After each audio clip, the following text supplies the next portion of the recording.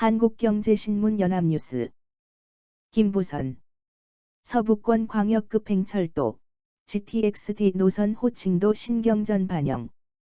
본 기사의 내용은 한국경제신문, 연합신문 기사 내용입니다.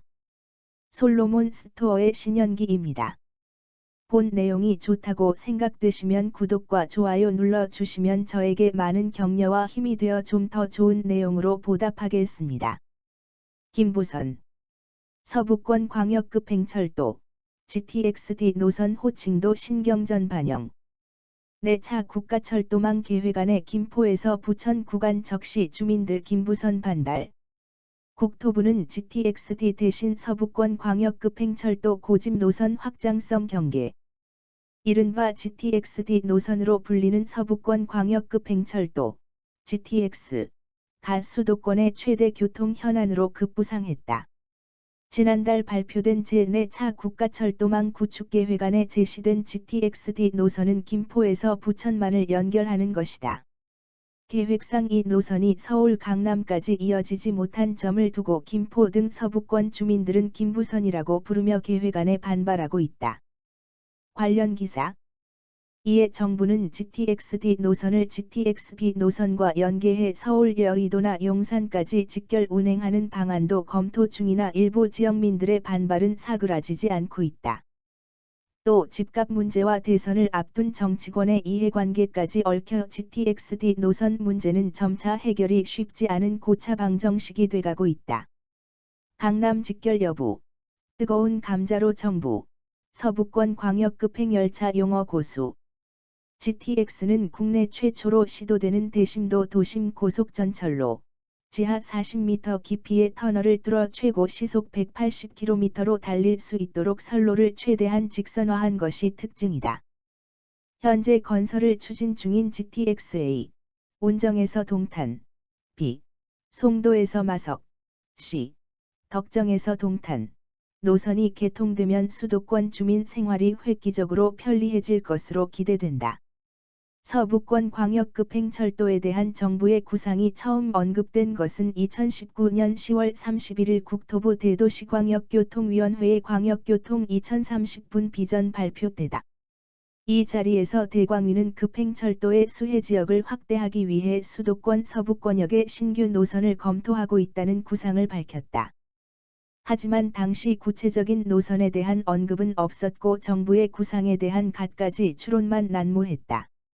이를 두고 이듬해 4월 총선을 겨냥한 것이라는 비판도 나왔다. 또 GTX-A, B, C 노선이 이미 추진 중인 점을 고려해 세간에서는 서부권 광역급행철도를 GTX-D라는 이름으로 부르기 시작했다. 하지만 GTX-D는 언론 등이 편의상 붙인 이름일 뿐 공식 명칭은 아니다. 국토부 역시 보도자료 등 공식 문건에서 해당 노선을 GTX-D라는 이름으로 명명한 바 없다.